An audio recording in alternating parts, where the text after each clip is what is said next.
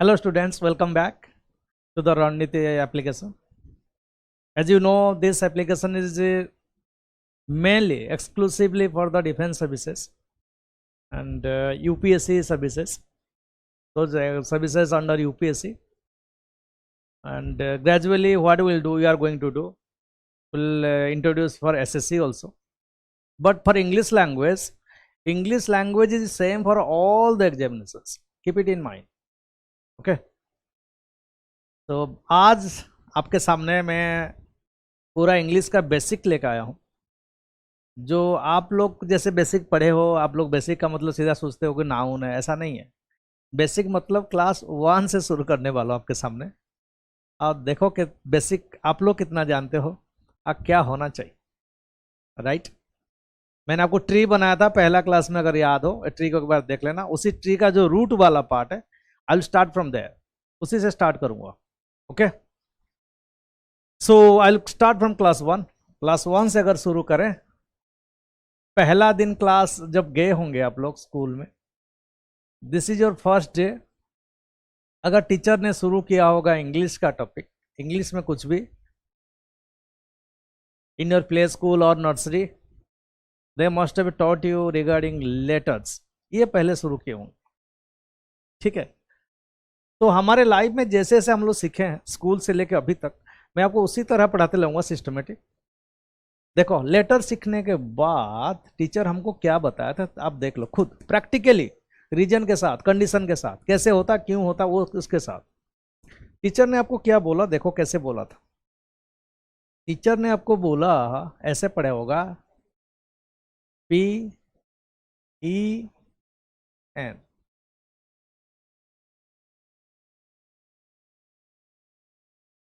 Look at this 3 letters. ये तीनों letters को आप देखो, ये एक लेटर है, ये एक लेटर है, ये एक लेटर है। 3 लेटर्स दे मेक व्हाट, क्या बनाएंगे?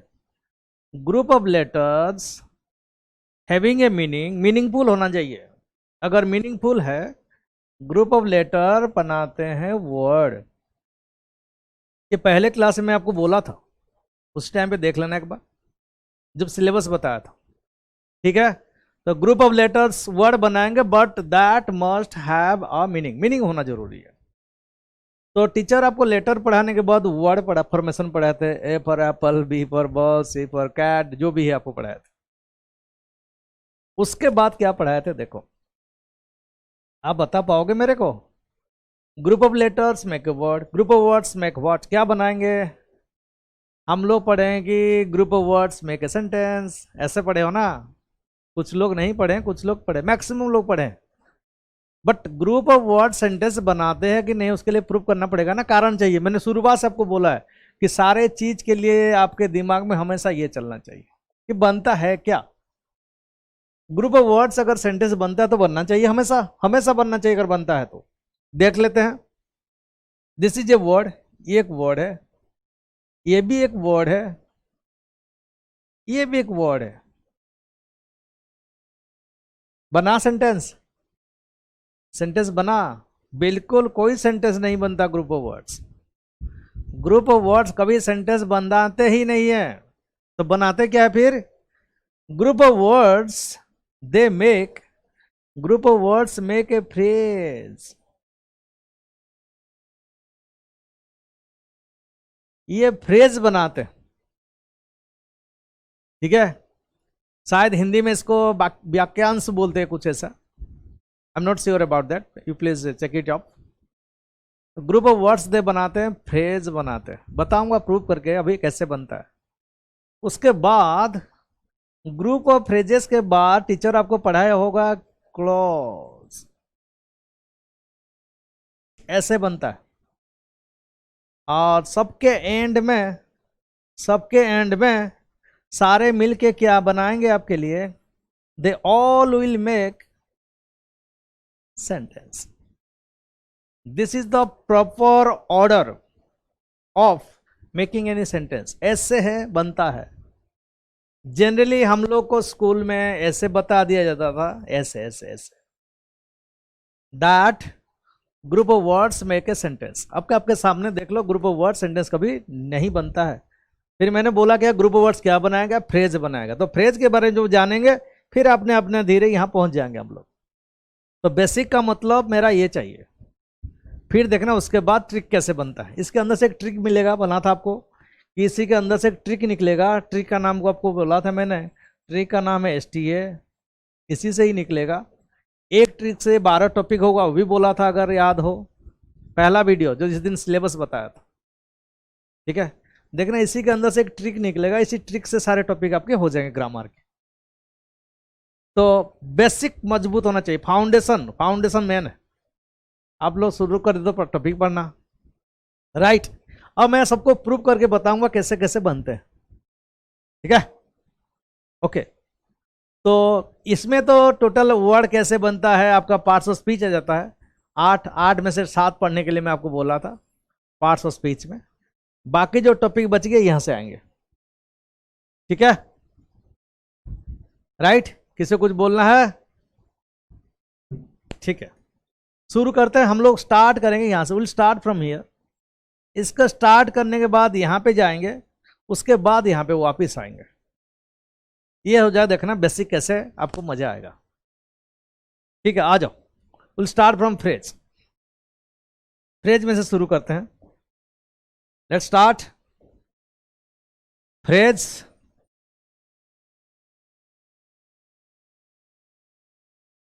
इसका हिंदी या तो वाक्यांश होता होगा या तो वाक्य खंड होता होगा।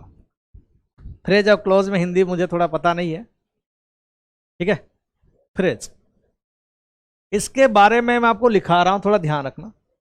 बोल रहा हूं फिर लिखा दूंगा बिल्कुल। फ्रेज उसी को बोलेंगे, the phrase is always made with the help of the words. Word से बनेगा, वर्ड के नीचे लिखा था। बट इसके अंदर सब्जेक्ट नहीं होना चाहिए, इसके अंदर वर्ब नहीं होना चाहिए। तो अगर इसका डेफिनेशन हम लोग लिखें, the definition will be a group of words, a group of words, a group of words make a phrase। Phrase बनाएंगे, but it does not have any subject, does not have any subject and any verb। देखो ठीक से समझो, मैंने बोला it must be A group of words, group of words होना चाहिए। और उसी जो ग्रुप ऑफ वर्ड्स हो के अंदर होगा, उसके अंदर क्या क्या नहीं होना चाहिए? सब्जेक्ट नहीं होना चाहिए, वर्ब नहीं होना चाहिए। सब्जेक्ट नहीं होना चाहिए, वर्ब नहीं होना चाहिए का मतलब है, मुझे बताओ ये हो सकता है या नहीं? ऑब्जेक्ट हो सकता है या नहीं? ऑब्जेक्ट हो भी सकता है,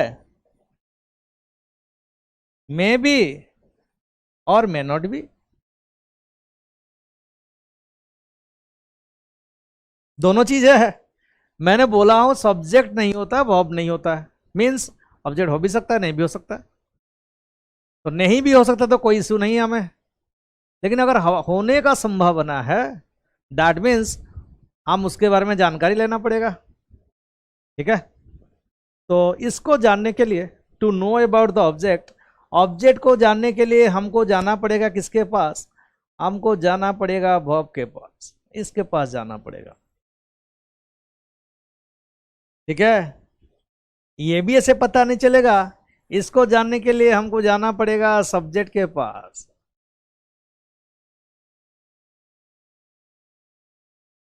इसका मतलब यही हुआ, इसका मतलब यही हुआ, जब तक सब्जेक्ट पता ना चले, वर्ब पता ना चले, ऑब्जेक्ट पता ना चले, तब तक हमें ये पता नहीं चलेगा,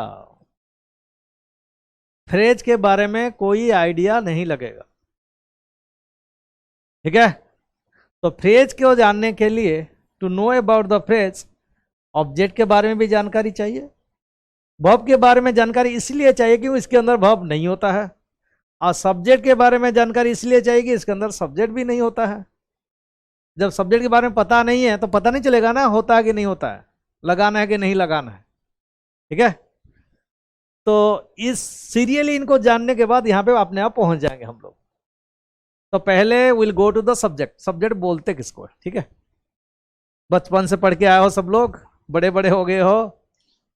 सब्जेक्ट के बारे में आप लोग मेरे को बताओगे, कौन बोलेगा? Will tell me subject. Subject कर्ता, who will tell me subject? Subject, हाँ, यही पढ़ के आया हो, बुक में भी लिखा है, जो काम करने वाला। ठीक है, यही पढ़े हो ना, काम करने वाला। इस डेफिनेशन का मतलब कभी सोचे हो इसके बारे में कि जो डेफिनेशन है सही है या गलत है या कंप्लीट नहीं है? सोचे हो कभी? मैंने हमेशा से बोल रहा हूँ कि हमेशा क्वेश्चन पूछना कि क्यों। बुक में बहुत सारी जगह लिखा है हु डॉज एनी एक्शन, ऐसा लिखा है, काम करने वाला। अगर ये डेफिनेशन 100% सही है, अगर ये सही है का मतलब यही हुआ, अगर ये सही आपको लग रहा है, देखते हैं सही है कि नहीं। अगर आपको सही लग रहा है, इसको क्वेश्चन पूछ के देख लेते हैं, कारण ढूंढ लेते हैं। काम करेगा तो सब्जेक्ट है का मतलब है वह, काम नहीं करेगा तो सब्जेक्ट नहीं है। यही है ना, काम करेगा तो सब्जेक्ट है, मीन्स काम नहीं करेगा तो सब्जेक्ट नहीं है। ऐसा होना चाहिए फिर, तब जाके सही परसेंट 100% सही होगा ना। हाँ, तो मैं एक सेंटेंस लिख रहा हूं आपको, अब उसमें काम होगा तो सब्जेक्ट होगा, काम नहीं होगा तो सब्जेक्ट नहीं होगा। ठीक है, ठीक है। आई एम अ बॉय, छोटा सेंटेंस मैंने आप लोगों को लिखा, बॉय लिखो, गर्ल लिखो, कुछ भी लिखो।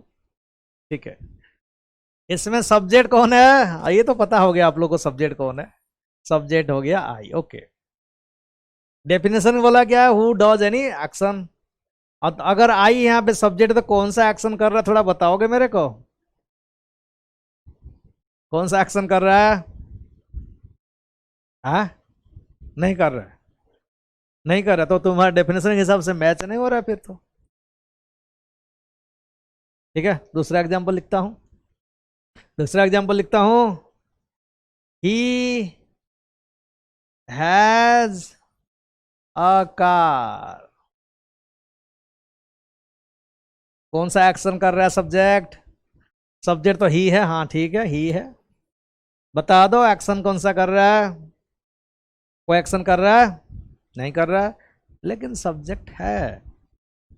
दैट मीन्स इसका मतलब वही वही हुआ कि this definition is not 100% correct. ये 100% करेक्ट नहीं है, हमें ऐसा डेफिनेशन चाहिए जो 100% सारे में बराबर लगे।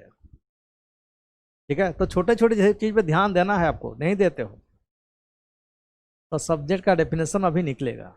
क्या है देखो, क्या है सब्जेक्ट का डेफिनेशन है?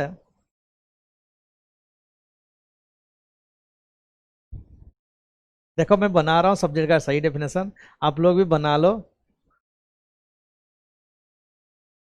सब्जेक्ट दो चीज हो सकते हैं, दो चीज। पहला वाला आपने जो डेफिनेशन बोले थे, हु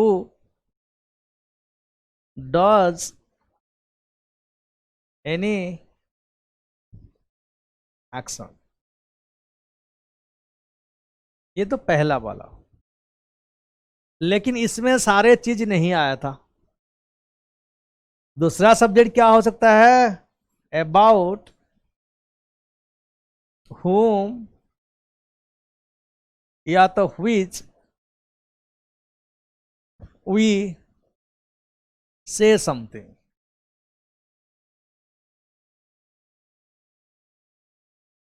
ध्यान दो, मैंने बोला जो काम करेगा वो सब्जेक्ट है, या जिसके बारे में बात भी हो रहा है वो भी सब्जेक्ट है। तो जब मैं बोला था आई एम ए बॉय का मतलब है मैं अपने बारे में बात कर रहा था, लेकिन ना कि मैं काम कर रहा था। ही हैज ए कार का मतलब है उसके बारे में हम लोग बात कर रहे थे। तो बात हम लिविंग के लिए भी कर सकते हैं, नॉन लिविंग के लिए भी कर सकते हैं, किसी के लिए कर सकते हैं।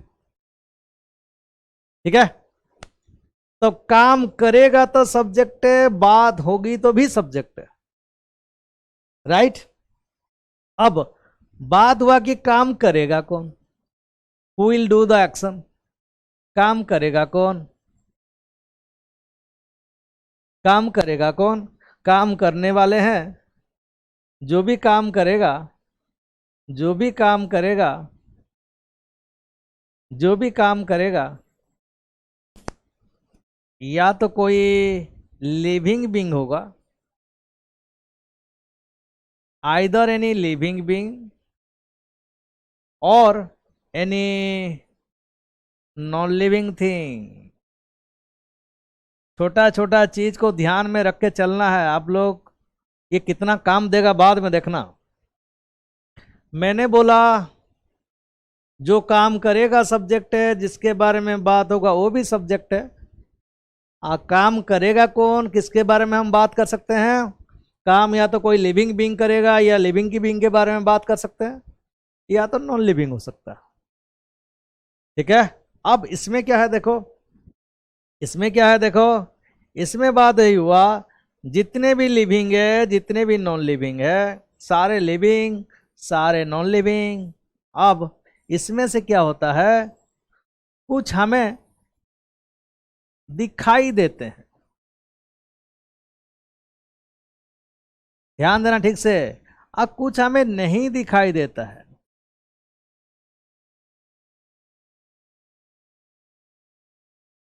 कुछ हमें दिखाई देता है, कुछ हमें दिखाई नहीं देता है।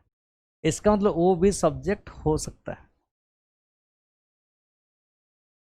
ठीक है, तो सीधी सीधी भाषा में बोलूं, बच्चों की भाषा में बोलूं, यही हुआ। चाहे दिखे चाहे ना दिखे, चाहे लिविंग हो चाहे नॉन लिविंग हो, अगर काम करेगा तो सब्जेक्ट बन जाएगा, अगर उसके बारे में बात होगा तो भी सब्जेक्ट बन जाएगा। ठीक है, आया समझ में।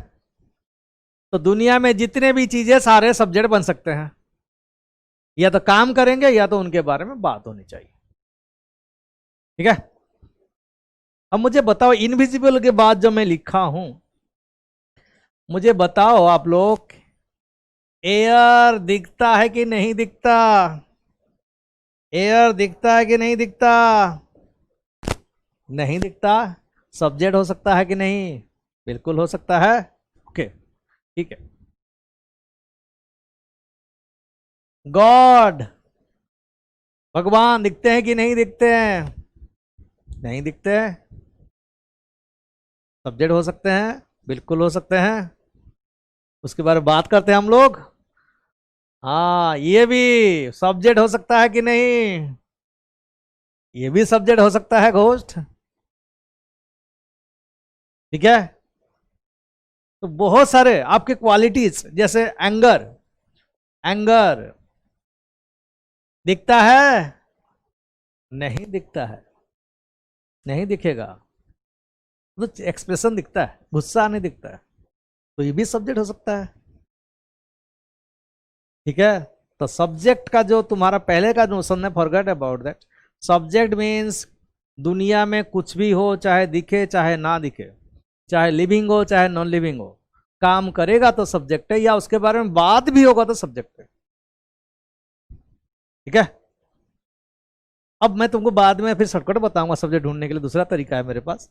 अब तो ये करके चलो, काम करेगा तो सब्जेक्ट है, उसके बारे में बात भी होगा तो सब्जेक्ट है। एग्जाम्पल लिखूं, देखो एग्जाम्पल लिख रहा हूं, एग्जाम्पल लिख रहा हूं। The students are reading in the class.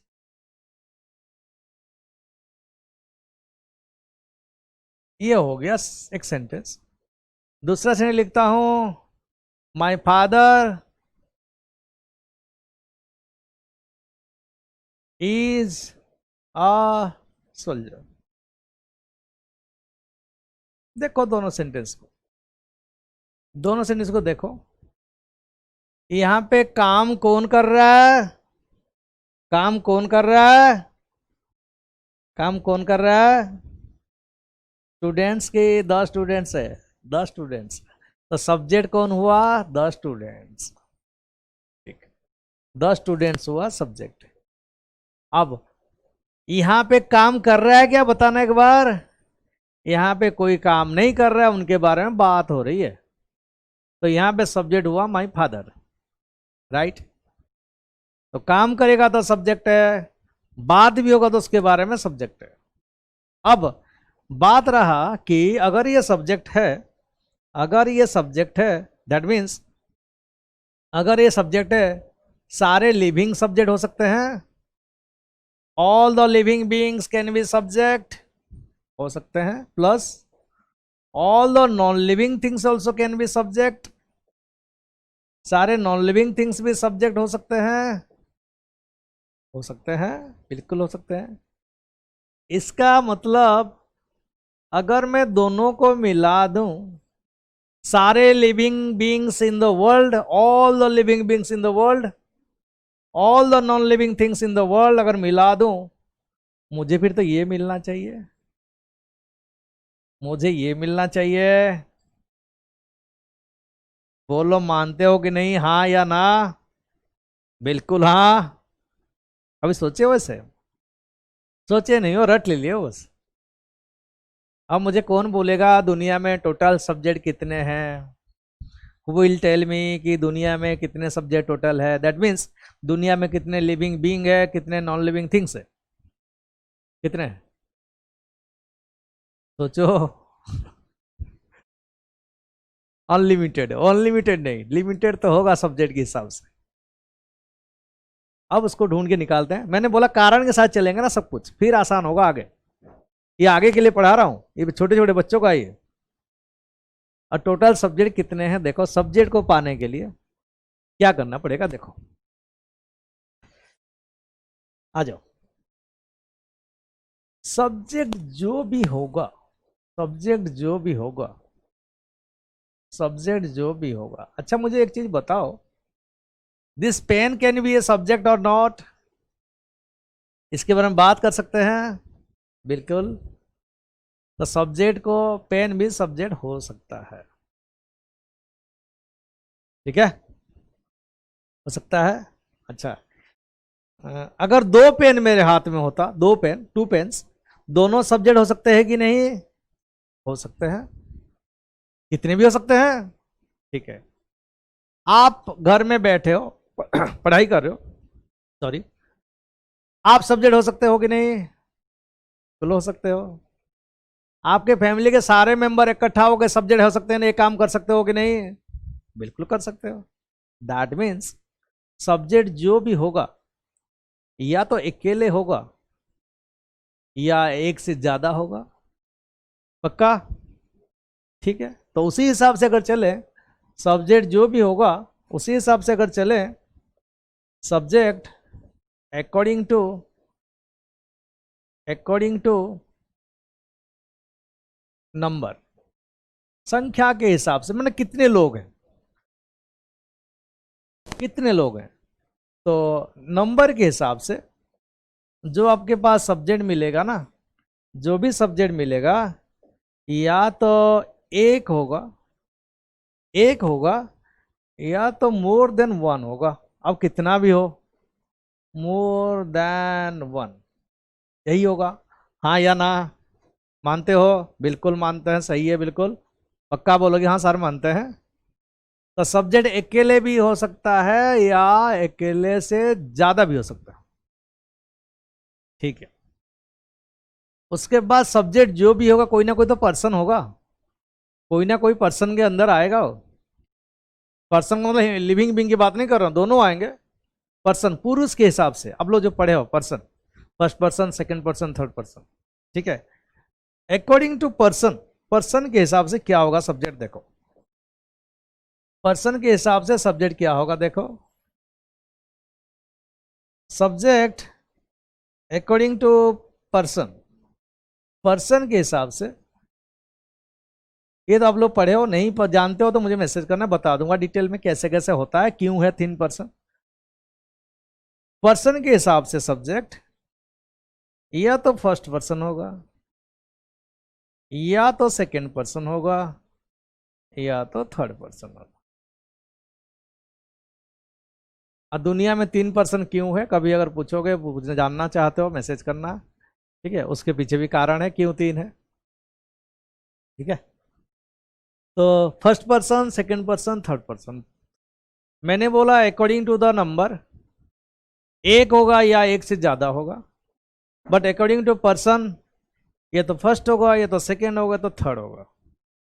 इसको आप लोग सब लोग पढ़ के आए हो, स्कूल में रटे थे, बहुत ज़्यादा रटे हो, सारे बुक्स में भी पढ़े हो, सारे बुक्स में मिलेगा भी, कोई भी ग्रामर किताब उठाने जाओगे सब में मिलेगा, ठीक है।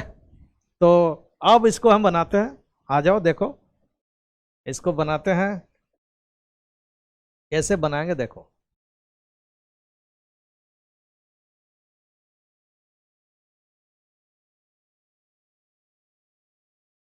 सब्जेक्ट जो होगा, मैंने अभी अभी बोला आपको कि दैट कैन बी सिंगुलर, ये तो सिंगुलर हो सकता है, यही हो सकता है, और कैन बी प्लूरल, या तो प्लूरल हो सकता है। ऐसे देखो स्कूल में सब रटे हो, फिर आप लोग ऐसे भी रटे हो पर्सन वाला।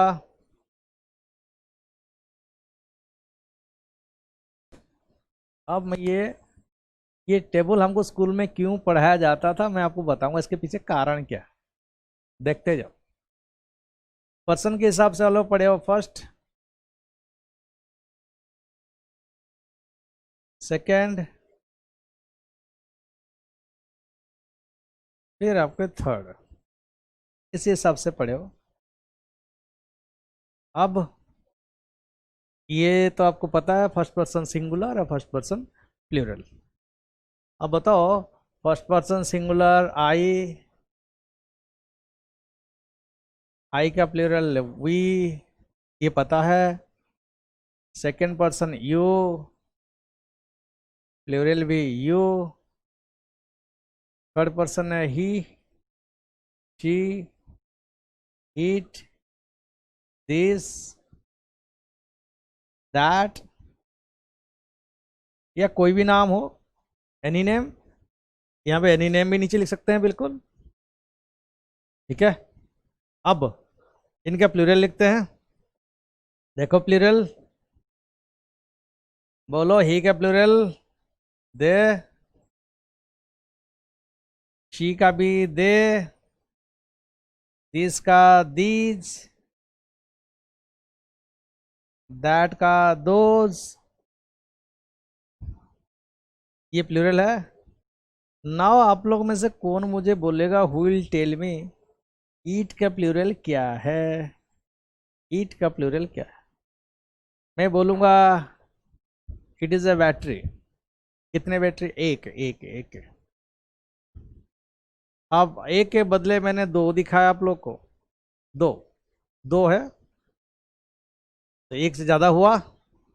इनके लिए प्लूरल क्या लगाऊं, क्या लगाऊं, मेरे पास में है बिल्कुल, कोई चीज मेरे पास है, प्लूरल के लिए क्या लगा सकता हूं, बोलो, सोचो।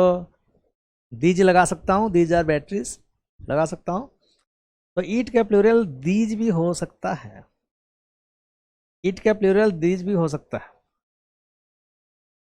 अगर दूर ऐसे रख दूं कहीं पे लेके, कहीं पे दूर रख दूं, ऐसे दूर से ऐसे रख दूं दूर, अब बोलूंगा दोज आर बैटरीज, तो ईट का प्लूरल दोज भी हो सकता है, ठीक है। अब बताओ मैं ऐसे बोल सकता हूं कि नहीं, इट्स मी, हाँ या ना, अपने लिए बोल सकता हूं, तो मैं लिविंग हूं, तो लिविंग के लिए भी ईट लग सकता है, लग सकता है। अगर लिविंग के लिए ईट लग सकता है, ईट का प्लूरल ये भी तो हो सकता है, देह भी हो सकता है। पक्का? बिल्कुल होगा। ये टेबल हम लोग बचपन से पढ़ते आ रहे हैं, अब पता नहीं था किस लिए पढ़ रहे हैं, क्यों पढ़ रहे हैं। मैं आपको यही बताने वाला हूँ क्यों पढ़ रहे हैं। लेकिन उससे पहले एक चीज बोलूंगा, ये जो ईट है ना, ईट, ये जो छोटा सा आपको दिख रहा है ना, इंग्लिश लैंग्वेज में सबसे बड़ा रोल प्ले करने वाला वर्ड है इट। सबसे बड़ा प्ले करता है रोल, ध्यान रखना। ये बाद में काम में आएगा। ये कैसे प्ले करता है देखो, कैसे प्ले करता है देखो, कैसे प्ले करता है देखो, मैं बता रहा हूं। अच्छा मुझे एक चीज बताना, कौन सा लेटर या कौन सा वर्ड मैथ्स में सबसे बड़ा रोल प्ले करता है? हाँ, whenever you face any kind of problem in maths में कभी प्रॉब्लम फेस करते हो, you take the help of X का रोल ले लेते हो, हेल्प हमेशा एक्स को मान लेते हो। उसी तरह आज के बाद whenever you face any kind of problem in English language, किसी क्वेश्चन में आपको प्रॉब्लम हो रहा है, सब्जेक्ट नहीं मिल रहा है, ऑब्जेक्ट नहीं मिल रहा है, प्रॉब्लम मिल रहा है, तो यू हैव टू टेक, हमेशा उसके लिए आज के बाद आपको ईट लेना है। ध्यान रखना, ये ध्यान रखना, इंपोर्टेंट मार्क करके रखो इसको, बाद में काम आएगा, बहुत वाले टॉपिक में काम आएगा, एक्टिव पैसिव में काम आएगा, सब में काम आएगा बाद में। तो मैथ्स में से एक्स मान के चलते हो, इंग्लिश में इट मान के चलना, तब जाके कारण सारे पता चलेगा। मैंने आपको इसी एंगल से की वजह से सब बोल रहा हूं, वाई के वजह से, राइट। अब हम थे कहां पे? हम इसी यहां पे थे कि दुनिया में टोटल सब्जेक्ट्स कितने हैं, how many subjects are there, total subjects है कितने। उसी के वजह से टेबल मैंने आपके सामने बनाया, जो आपने रटे हुए हो, ठीक है। अब देखते हैं सब्जेक्ट निकालने के लिए तरीका कैसे निकलेगा। मुझे बताना, मुझे बताना टोटल सब्जेक्ट पाने के लिए मैं आपको कुछ सेंटेंस लिख रहा हूं, कुछ सेंटेंस लिख रहा हूं। सेंटेंस है, पहला सेंटेंस, वाटर इज टेस्टलेस, ये पहला सेंटेंस। सेकंड सेंटेंस है, माय ब्रदर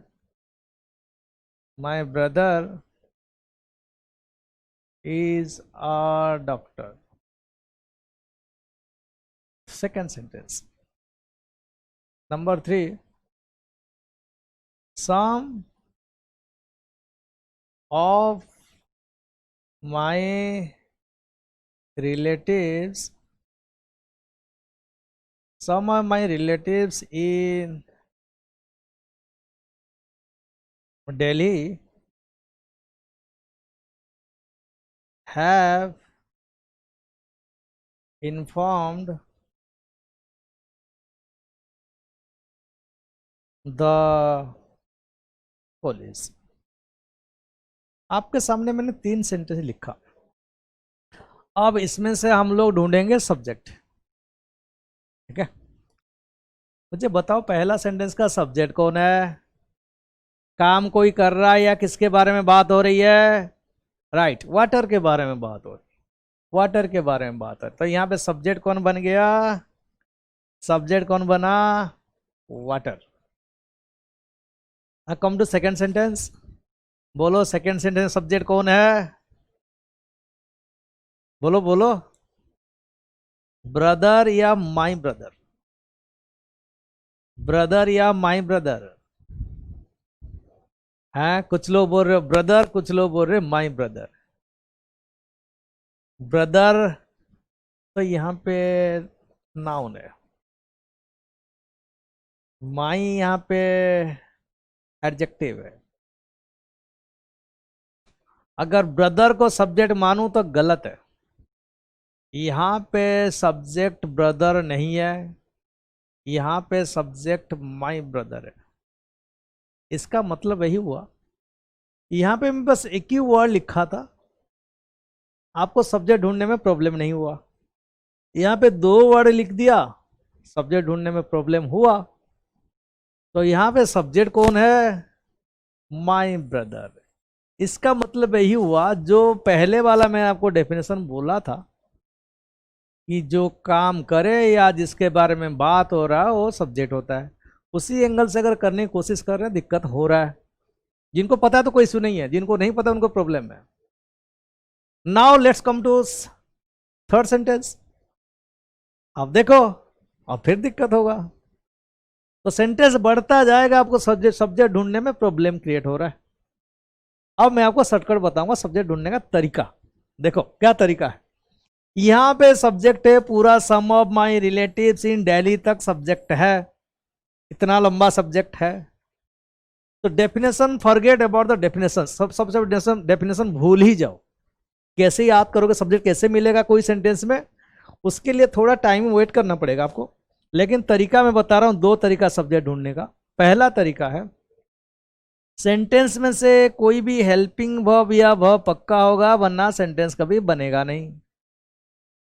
हेल्पिंग वर्ब से पहले, हेल्पिंग वर्ब से पहले कोई नाउन या प्रोनाउन पक्का आया होगा।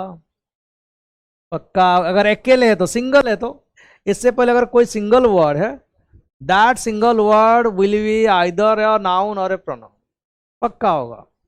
और नाउन किसको बोलते हैं? हाँ नाउन बता रहा हूं। डेफिनेशन के हिसाब से अभी मत जाओ, डेफिनेशन कुछ और है, स्कूल वाला डेफिनेशन है वो कंप्लीट नहीं है। स्कूल वाला डेफिनेशन कंप्लीट नहीं है, कभी दिखाऊंगा आपको। अभी इतना जानो, आंख बंद करो, खोलो, जो भी दिख रहा नाउन है। घर में देखो, खोल लो, घर में जो दिख रहा सारे नाउन है, राइट। फिर आंखें बंद करो, बंद करके सोचो, जो भी सोचोगे नाउन होगा। सोच लो, जितना सोचना सोच लो, राइट। अभी तो इतना जानो कि जो दिखेगा नाउन है, जो नहीं दिखेगा नाउन है, बस। बाकी डेफिनेशन बाद में देखेंगे। तो मैंने बोला हेल्पिंग वर्ब से पहले पक्का अगर सिंगल वर्ड है तो नाउन या प्रोनाउन होगा, that noun and pronoun will be subject. एक तरीका यही है, इसको हम सब्जेक्ट बोलेंगे। दूसरा तरीका क्या है? दूसरा तरीका क्या है? दूसरा तरीका क्या है? दूसरा तरीका है कि इनके बिना तो सब्जेक्ट का मीनिंग, सेंटेंस का मीनिंग होगा नहीं। हेल्पिंग वर्ब के, मैंने आपको बोला हेल्पिंग वर्ब से पहले हमेशा क्या मिलेगा? There will be either a noun और ए प्रोनाउन, ऐसे मिलेगा ही मिलेगा। अकेले मिला तो वही सब्जेक्ट हो जाएगा, लेकिन ऐसा हो सकता है उससे पहले कुछ ऐड हुआ हो, कितना लंबा चाहे ऐड हुआ हो, कुछ कितना लंबा हो। जब ऐसा कंडीशन होता है आपके सामने, क्या करना? सब्जेक्ट ये सारे इकट्ठा मिला के सब्जेक्ट हो जाएंगे, दे ऑल टुगेदर, सारे, इन सबको बोलूंगा सब्जेक्ट। समझ गए? सब्जेक्ट निकालने के लिए 2 तरीका है। हेल्पिंग वर्ब से पहले जो भी नाउन प्रोनाउन आएगा वही होगा सब्जेक्ट, अगर अकेले है तो, या तो सारे बहुत सारे लंबा है, सब मिला के हो जाएंगे सब्जेक्ट। तो हमको ये ध्यान रखना है। इसका मतलब सब्जेक्ट पाने के लिए मुझे इनके बारे में नॉलेज की जरूरत है, हेल्पिंग वर्ब या वर्ब के। तो जब तक हेल्पिंग वर्ब नहीं आएगा तब तक सब्जेक्ट वाला कंप्लीट नहीं होगा। तो देखो कितना चीज है सब्जेक्ट के अंदर, ठीक है। अब मैंने बोला कि सब्जेक्ट सिंगुलर हो सकता है या तो प्लूरल हो सकता है। तो देखो वाटर क्या है, सिंगुलर है कि प्लूरल है? सिंगुलर है। अगर वाटर सिंगुलर है तो इसको सिंगुलर बना लेंगे, काट दिया मैंने, वाटर सिंगुलर है। माय ब्रदर क्या है? सिंगुलर है। सम of my relatives in Delhi क्या है? प्लूरल है, ठीक है। तो मैंने आपको बोला है कि सब्जेक्ट सिंगुलर हो सकता है या तो सब्जेक्ट प्लूरल हो सकता है, ठीक है। तो कैसे पता चलेगा सब्जेक्ट सिंगुलर है कि प्लूरल है? ये जो 6 है ना, I, we, you, he, she, it, this, that, इनको एक ही ग्रुप में रखना। दे, दिस, दोस को एक ही ग्रुप में रखना। ये एक ही ग्रुप है, कंप्लीट एक ही ग्रुप है, ये एक ही ग्रुप है, ठीक है।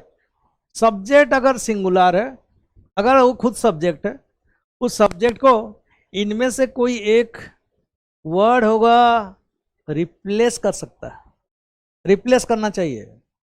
अगर सिंगुलर है तो सिंगुलर साइड में से कोई रिप्लेस करेगा, अगर प्लूरल है तो प्लूरल साइड से कोई रिप्लेस करेगा। अगर रिप्लेस कर रहा है तो वो सब्जेक्ट है, वरना नहीं है।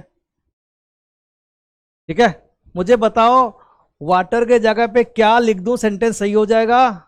सिंगुलर है तो आई होगा क्या, कि यू होगा, ही सी ईट दिस दैट, क्या होगा?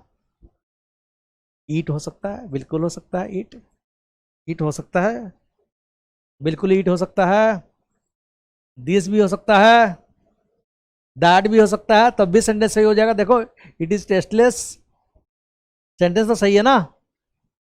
ठीक है, इसका मतलब वाटर था सिंगुलर। माई ब्रदर की जगह पे क्या लिख दूं? I you he she it this that. My brother के लिए ही लिख दूं, देखो सेंटेंस सही हुआ कि नहीं? इज ए डॉक्टर, बिल्कुल सही है।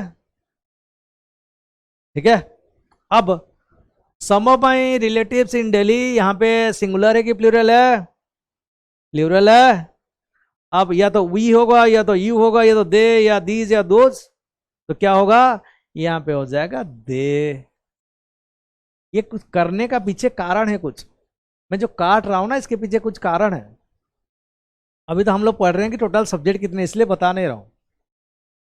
अब मुझे बताओ आप लोग, दुनिया में कितने सब्जेक्ट हो गए? दुनिया में कितने सब्जेक्ट होंगे? कितने होंगे? कितने होंगे? ये टेबल बता देगा कितने होंगे। ये टेबल इसलिए बचपन में हमको रटाया जाता था, ये टेबल के अंदर यही बोलता, टेबल टोटल दुनिया में जो सब्जेक्ट है वो 6 है, 6 subjects are there, may be living और नॉन लिविंग। देखो कोई भी सेंटेंस में सब्जेक्ट होगा, इनमें से कोई एक पक्का रिप्लेस करेगा उसको, 100% रिप्लेस करेगा। रिप्लेस करने का मतलब है टोटल सब्जेक्ट 6 हो जाएंगे, 1 2 3 4 5 6, इनको ग्रुप में, एक ग्रुप में लेंगे, इसको एक ग्रुप में लेंगे। तो हमारा क्वेश्चन जो था कि अगर इतने सारे नॉन लिविंग है, इतने सारे लिविंग है, टोटल मिला के कितने सब्जेक्ट होंगे? कितने सब्जेक्ट हुए? टोटल 6 सब्जेक्ट हुए। सब्जेक्ट मिलेगा कैसे? सब्जेक्ट को पाने के लिए हेल्पिंग वर्ब की जरूरत पड़ेगी। हेल्पिंग वर्ब से पहले कुछ भी आए सारे सब्जेक्ट ही है, तो तब क्लियर होगा जब हम हेल्पिंग वर्ब पढ़ेंगे। अभी तो वर्ब पढ़ेंगे इसके बाद, राइट? ठीक है, तो दिमाग में यही रखना है, हेल्पिंग वर्ब से पहले कुछ भी आए सारे सब्जेक्ट है, बाकी सोचना नहीं है कुछ, फिर आसान हो जाएगा। ठीक है, फिर देखना जब काटेंगे, क्यों काट रहा हूं मैं बाद में बताऊंगा ट्रिक। तो कुछ भी मैं पढ़ा रहा हूं आगे के लिए पढ़ा रहा हूं, मत सोचना कि छोटे बच्चों का पढ़ा रहा हूं, कुछ कारण छुपा हुआ इसमें सब में, राइट? तो thank you for being with me. इतना पेशेंटली आप लोग वेट किए, पढ़े, बैठे, मस्ती किए, मजा किए, एंजॉय किए।